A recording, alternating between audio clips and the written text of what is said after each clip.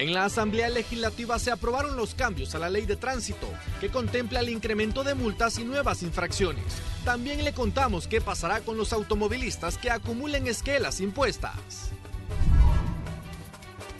El ministro de Hacienda habló de cómo avanza la aprobación del presupuesto para las elecciones 2024, para las que faltan poco más de un año. El Salvador ha pasado de registrar 350 a solo 2 casos de COVID-19 a diario. El titular de Salud destacó los filtros que se deben aplicar para evitar más contagios con el inicio del año escolar. En noticias internacionales, generan controversia las declaraciones del Papa Francisco sobre la comunidad LGBTI, aunque cree que no debe ser criminalizada, la considera un pecado.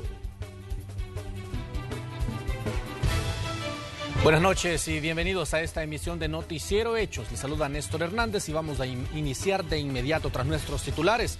Con 66 votos de forma electrónica y uno más a mano alzada, la propuesta del Viceministerio de Transporte para elevar las multas recibió el visto bueno en la Asamblea Legislativa. Acá le presentamos más detalles. Las reformas a la Ley de Tránsito con las nuevas multas ya fueron aprobadas en sesión plenaria en la Asamblea Legislativa. Con esto, las esquelas ahora serán de $50 para faltas leves, 100 para faltas graves y $150 para faltas muy graves. Y se dejó establecido que se podrán utilizar las fotomultas para castigar a quienes no sigan el reglamento. Conducir el vehículo bajo los efectos de las bebidas embriagantes, estupefacientes o enervantes, $150. 115. Negarse a la realización de pruebas que se establezcan para la detección de las posibles intoxicaciones por alcohol, drogas o estimulantes o estupefacientes u otras sustancias análogas, $150. Según la nueva normativa, el infractor podría pagar solo la mitad del monto si paga en los 5 días posteriores a la notificación. De lo contrario, serán 30 días hábiles para pagar, o se sumará un interés del 4% anual. Posteriormente, para refrendar la licencia y tarjeta de circulación, deberá tener canceladas todas las multas. De no hacerlo, tampoco podrá renovar su documento único de identidad. No procederá la reposición del documento único de identidad contemplado en la ley especial reguladora de la emisión del documento único de identidad cuando una persona se encuentra insolvente en el pago de multas de tránsito impuestas o que no cuente con la autorización de plan de pago en su caso. Tome en cuenta también que de acumular multas, la licencia podría ser suspendida hasta 2 años. Pero ¿cuál será el mecanismo a utilizar? El sistema dará 1 punto por cada falta leve, 3 por cada falta grave y 6 puntos por faltas muy graves. Y los límites establecidos serán de 8 puntos por licencia juvenil automóvil, 10 puntos por juvenil motocicleta, 12 puntos por motocicleta, además hasta 15 puntos para licencia de tipo particular, liviana, pesada camiones 2 ejes, transporte de carga, además de transporte público de pasajeros 1 y 2. Sin embargo, los puntos de faltas muy graves podrían reducirse a la mitad en caso asista a un curso de reeducación vial, el cual solo será válido una vez durante la vigencia de la licencia. Todas estas disposiciones se ejecutarán 8 días después de la publicación de las reformas en el Diario Oficial. Néstor Hernández, Noticiero Hechos. Veamos ahora cuánto dinero percibió el Ministerio de Hacienda a través de la Dirección General de Tesorería por el pago de esquelas de tránsito durante el año 2022. Más de $12.1 millones recibió el Ministerio de Hacienda en esquelas impuestas durante el año pasado. Solo en enero se percibieron $796,755 con 83 centavos, mientras que en febrero el monto superó el $1 millón. En marzo se tuvo un ingreso de $1.2 millones. En abril el monto superó los $1.1 millón y en mayo se redujo a $1.065.000, mientras que en junio la cifra disminuyó aún más, llegando a los $920.000, pero ya en julio los números comenzaron a incrementar, superando los $979.000 que se pagaron solo en esquelas de tránsito impuestas durante 2022. En los meses de septiembre, noviembre y diciembre, el monto que registró la Dirección General de Tesorería fue superior a los $3 millones, es decir, que cada mes se percibió más de $1 millón. Ese ingreso podría incrementar durante este año tras la aprobación de las reformas a la ley de tránsito que contempla el pago de $50 por una infracción leve, 100 por una falta grave y $150 por infracciones muy graves. Este es un informe de Marcela Rivera. Las multas al transporte colectivo y de carga también incrementarán. Conozca cuáles son algunas de las faltas cometidas con mayor frecuencia por los motoristas de autobuses y microbuses. No respetar las paradas señalizadas, disputarse pasajeros poniendo en peligro la seguridad vial, alterar las tarifas del pasaje, permitir que los usuarios viajen sentados en el lado izquierdo del conductor de los autobuses y microbuses, no portar números de ruta y rótulos del lugar de origen y destino. Son solo algunas de las faltas muy graves por las que se impondrán multas de $150 con las reformas a la Ley de Transporte Terrestre. De las infracciones más comunes que a diario se observa en las diferentes unidades del transporte público está conducir con las puertas abiertas y circular con música estridente. Y estas se encuentran en las faltas graves, lo que equivale a una multa de $100. Entre las faltas leves están no llevar la tarifa en un lugar visible, estacionarse más tiempo de lo necesario para subir o bajar pasajeros, no devolver el cambio a los usuarios cuando estos cancelen con billetes de alta denominación y emprender la marcha sin dar tiempo suficiente para que el pasajero suba o baje de la unidad. Por lo que motoristas de buses o microbuses que cometan estas infracciones recibirán una multa de $50. Los salvadoreños avalan que las sanciones sean más altas para quienes irrespeten la ley de tránsito, ya que aseguran que en el transporte público se cometen muchas infracciones que ponen en riesgo a los pasajeros o a la población en general. Creo que es justo, es necesario actualizar lo que son las leyes en torno al transporte público, ya que hay varias infracciones y muchas irregularidades que en este momento en la actualidad se están viviendo con el transporte, aparte de los accidentes que también ellos son causantes. Entonces es una buena medida. Dice que nosotros con mis compañeros venimos caminando sobre la acera en el cual el señor de la ruta 101 se salió, pues por lo tanto nosotros íbamos a ser atropellados por ellos. Un llamado a las autoridades para que tomen cartas en el asunto y así lograr evitar algún accidente en un futuro, ¿verdad? El aumento de las multas también abarca el transporte de carga y entre las sanciones leves se encuentran carecer de tapadera de metal, tanto trasera como delantera para trasladar caña de azúcar, estacionarse en las zonas para carga y descarga en horas restringidas. En cuanto a las graves están evitar el paso de estaciones de control para verificar el peso y dimensiones de carga, derramar toda o parte de la carga en la vía pública, debido al mal adecuamiento o aseguramiento de la misma, conducir vehículos con exceso de carga a su capacidad o no respetar el itinerario de la ruta establecida en los permisos especiales de operación. Mientras que algunas de las muy graves son transportar materiales peligrosos en vehículos no autorizados, no portar dispositivos GPS, aumentar o disminuir la capacidad de carga sin ninguna autorización, exceder el 5% de peso de tolerancia del permitido por eje, entre otras. Con imágenes de Juan Castellanos, un reporte de Iliana Leiva para Noticiero Hechos. ¿Sabías que Profamilia es una red completa en servicios de salud? Cuentan con hospital, clínicas, laboratorios, imágenes y farmacia. Profamilia es tu red de salud al alcance de todos. Y lo mejor es que Profamilia está en todo el país a través de sus clínicas ubicadas, desde Sonsonate hasta La Unión, sirviendo con calidez, entrega y vocación. Profamilia, tu red de salud al alcance de todos.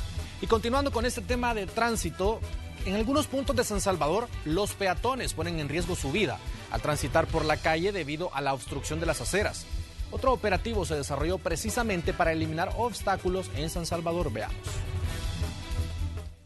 En lo que va del 2023 se han impuesto más de 500 multas por obstrucción de la vía pública, que impiden el paso peatonal para los salvadoreños. Esta mala práctica de automovilistas y dueños de negocios se ha extendido últimamente hasta la colonia Escalón. Hasta ahí llegó el Viceministerio de Transporte junto a la Alcaldía para seguir imponiendo sanciones. Por nuestra parte aplicamos lo que son las normativas municipales y por parte de la División de Tránsito de la Policía Nacional Civil, que aplica también las normativas que tienen que ver con el tema de obstrucción en el espacio público. El artículo 49, que prohíbe el estacionamiento de vehículos en calles y aceras que obstaculicen el paso peatonal, como prohíbe también la colocación de obstáculos en el espacio público, la multa está entre $51 y $900. Igual el artículo 73 de la Ordenanza para la Convivencia Ciudadana, que prohíbe que personas puedan ocupar espacios y cobrar por un servicio no solicitado. Igual la multa está entre $51 y $900. Exacto, de aquí para allá en la acera. Esta es una entrada privada. Esta es una entrada privada. Tienen acceso. Y aunque para muchas personas es molesto ser sancionado por incumplir la ley, los peatones aseguran estar de acuerdo con liberar las aceras, ya que ellos son los más afectados por estas malas prácticas. Que no obstaculicen la calle. Para mí está bien que ¿verdad? Porque tiene que haber un lugar donde pase el peatón, ¿verdad? Que respeten o que busquen un lugar donde, que hay varias zonas donde los pueden dejar, ¿va? Pero lástima que les gusta lo más fácil siempre, ¿verdad? Los vehículos estacionados en las calles y aceras, obstruyendo el paso, pueden ser sancionados con multas entre $51 a $900. Además, los negocios que permiten el estacionamiento en aceras sin respetar el espacio peatonal, al reincidir por tercera vez, pueden llegar al cierre total de su establecimiento. Carla Araniva, Noticiero Hechos. Un 80% de avance lleva la construcción del periférico Gerardo Barrios, esto en San Miguel. Así lo detalló el titular del Ministerio de Obras Públicas, Romeo Herrera. Esta obra contempla un paso a desnivel y una carretera de 17 kilómetros. Por ahora se trabaja en el colado, en la rampa que conectará el paso elevado con el oriente del país. Comentarles que el ministro de Hacienda se refirió a la aprobación del presupuesto extraordinario para el desarrollo de las elecciones 2024 y cuándo se estaría presentando ante la Asamblea Legislativa.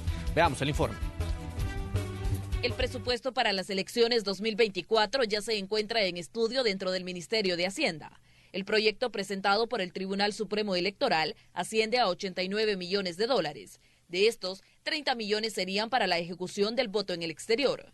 Pero de acuerdo con el ministro Alejandro Zelaya, solo se han logrado justificar 72 millones, pero aún siguen sosteniendo reuniones para definir qué pasará con los 17 millones restantes.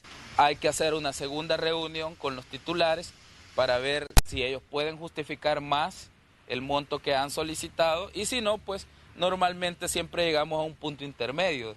Como decimos los salvadoreños, ni tú ni yo, ¿verdad? No son 89 ni 72 y probablemente sean 75 o 77. Pero lo dirá la próxima reunión que tengamos, que en teoría la teníamos para hoy o para mañana, si no mal recuerdo en este momento. Las próximas elecciones se realizarán en 2 jornadas, una el 4 de febrero para elegir al presidente y vicepresidente de la República y diputados de la Asamblea Legislativa, y la otra el 3 de marzo para elegir a consejos municipales y diputados del Parlamento Centroamericano. Según el titular de Hacienda, aún están en tiempo para poder aprobar estos fondos.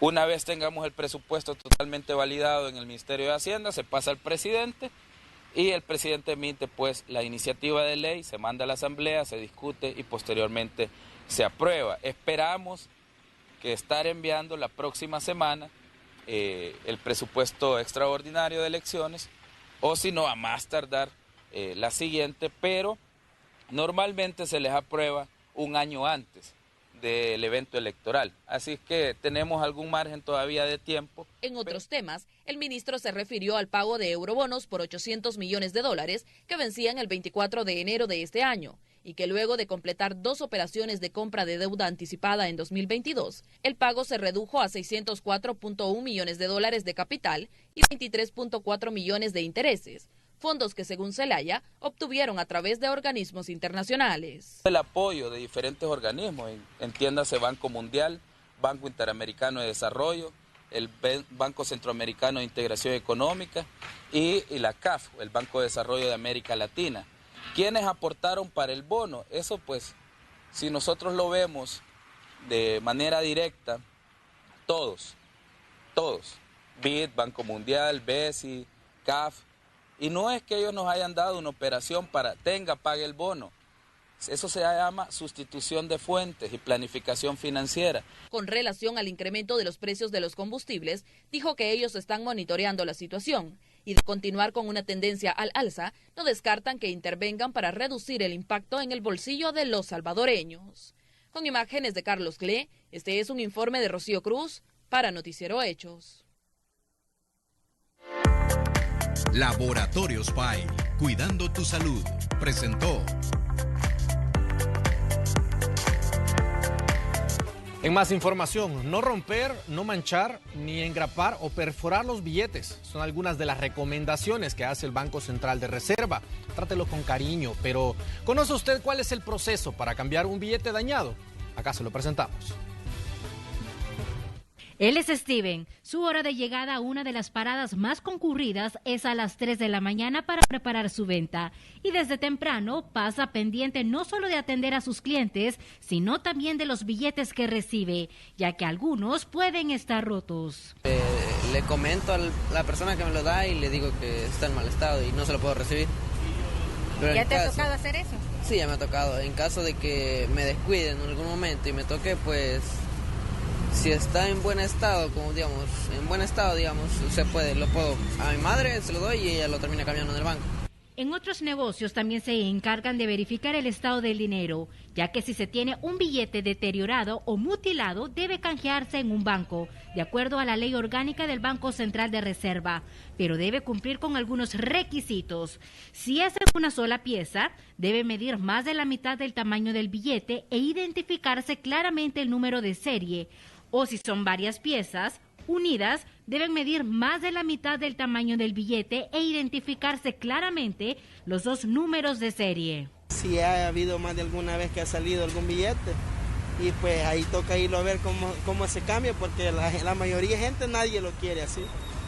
Entonces uno toca ir al banco o de otra manera a ver cómo lo podemos cambiar. En el caso de los taxistas, de igual forma deben ser precavidos al momento de recibir el pago y ante experiencias pasadas también han identificado un mecanismo para verificar la legalidad de los billetes. Cuando veo que está raro le paso el plumón o paso a una gasolinera que ahí lo revisan para cambiarlo y para no equivocarme y no tener problemas. Así queda más seguro, más satisfecho el cliente y no me meten problemas. De acuerdo con el BCR, la mejor forma de detectar los billetes falsos es a través de los elementos de seguridad. Fijarse bien en el hilo de seguridad y marca de agua, tocar el alto relieve y girar para verificar el... 16 grados centígrados. En la zona central vamos a revisar también una temperatura máxima de 31 grados y una mínima de 19 grados centígrados. Ahora bien, en el oriente del país se espera una máxima de 38 grados centígrados y la mínima 10.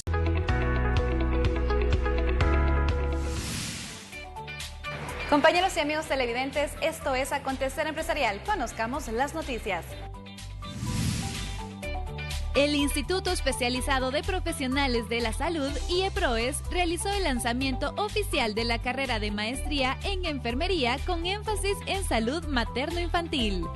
Los maestrantes y las maestrantes van a desarrollar prácticas en el área comunitaria y en el área hospitalaria del Sistema Nacional de Salud. También, previo a la práctica, también tenemos laboratorios especializados. El laboratorio especializado en materno-infantil que se ha preparado para las maestrías, para esta maestría. La nueva maestría en enfermería con énfasis en salud materno-infantil tiene una duración de 2 años en modalidad semipresencial. El inicio de clases es el 6 de marzo de este año y el principal requisito para aplicar es contar con licenciatura en enfermería. El programa de estudios está disponible en la sede de San Salvador, San Miguel y Santa Ana. Para obtener más información puede enviar un correo a posgrados@ieproes.edu.sv. Soy Clarisa Cepeda y gracias por acompañarme en Acontecer Empresarial.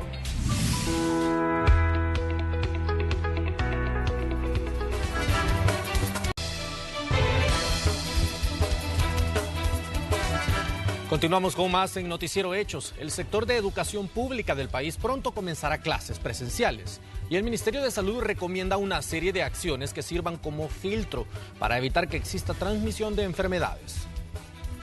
4 son los filtros a los que deben estar atentos profesores y padres de familia para evitar la transmisión de enfermedades respiratorias.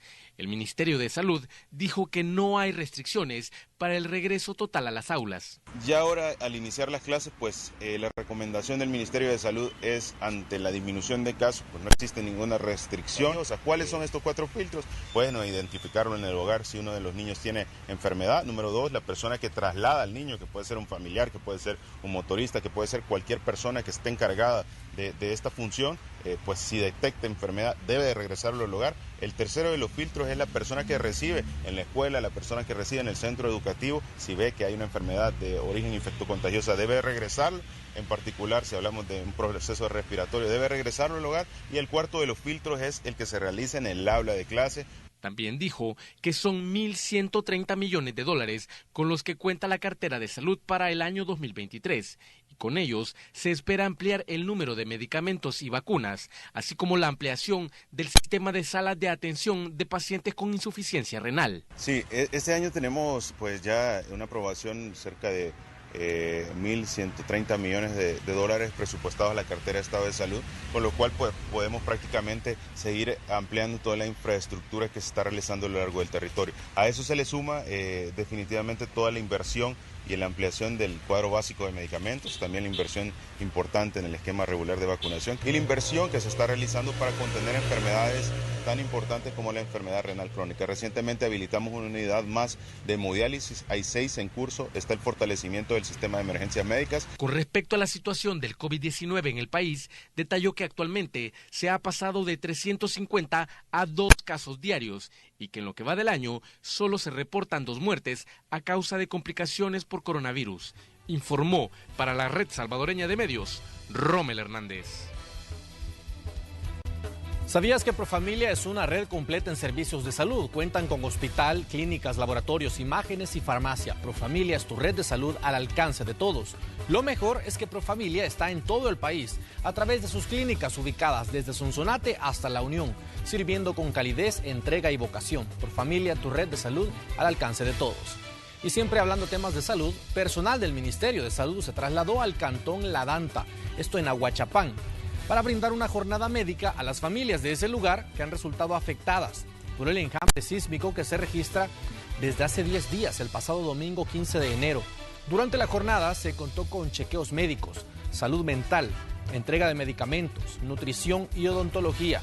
De acuerdo a la información, se logró brindar atención a unas 200 familias. De forma simultánea se realizó otra jornada en el municipio de San Lorenzo, también de Ahuachapán, otro de los lugares afectados por los sismos.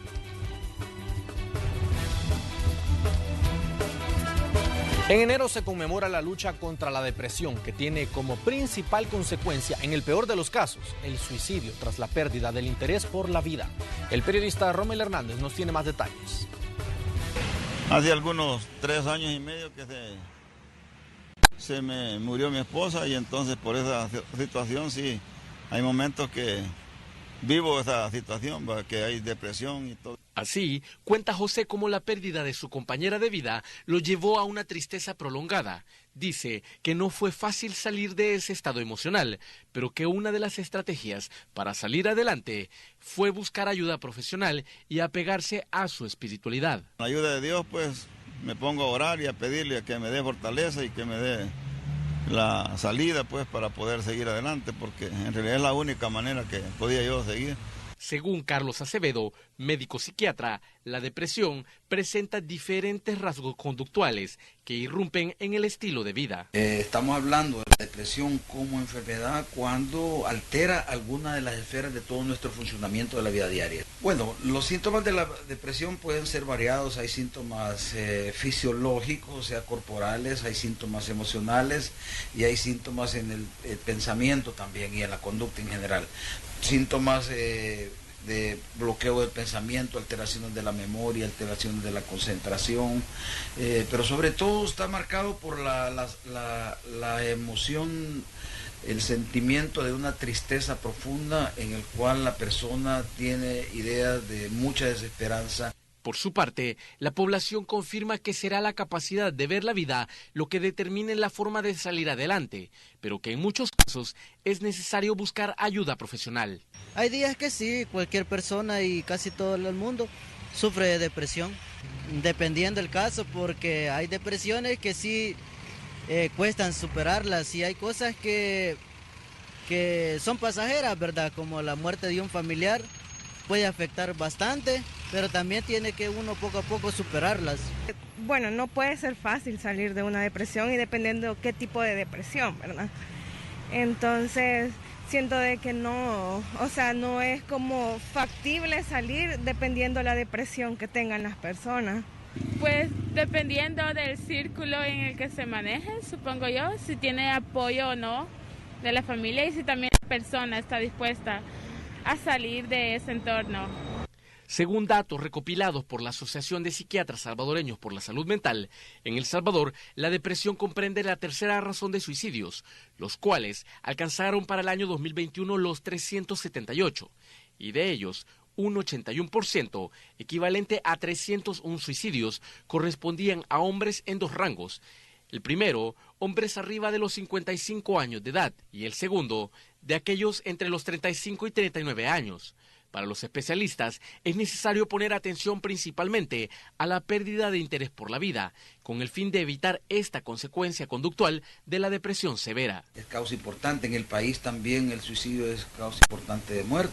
Alrededor de 300 hasta 400 o 500 personas pierden la vida en El Salvador por suicidio. Entonces, el detectar una depresión, cuando veamos a alguien deprimido, algo triste, alguien que se aísla, alguien que de repente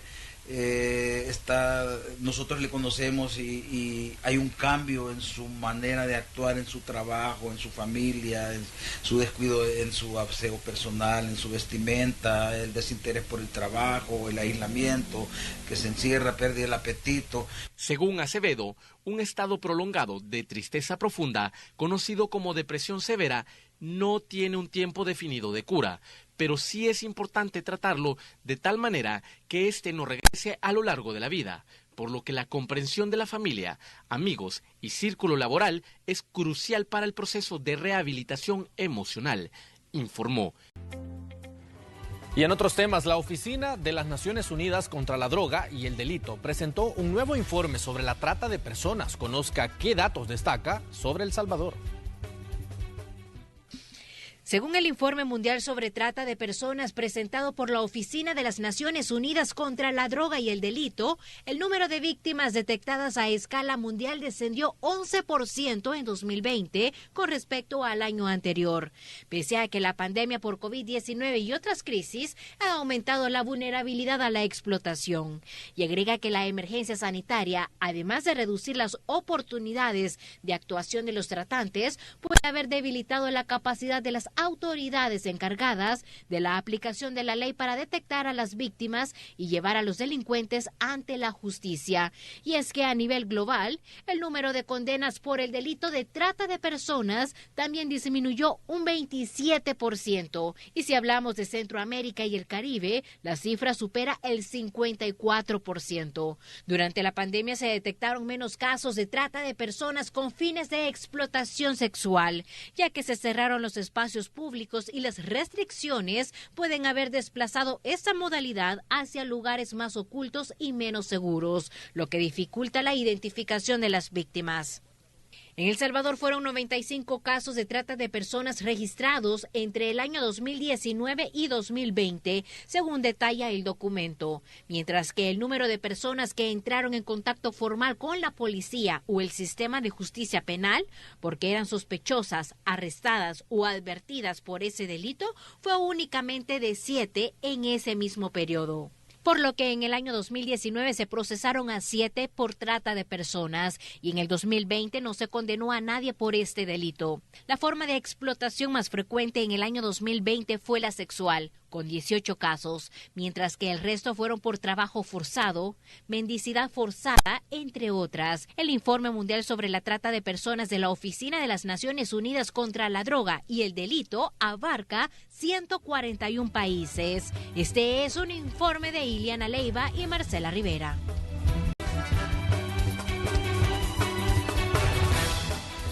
Vamos con noticias internacionales. El Papa Francisco criticó las leyes que criminalizan la homosexualidad como injustas. El jerarca de la Iglesia Católica dijo que Dios ama a todos sus hijos tal y como son y pidió a los obispos católicos que apoyen esas leyes que acojan a las personas LGBTQ en la Iglesia.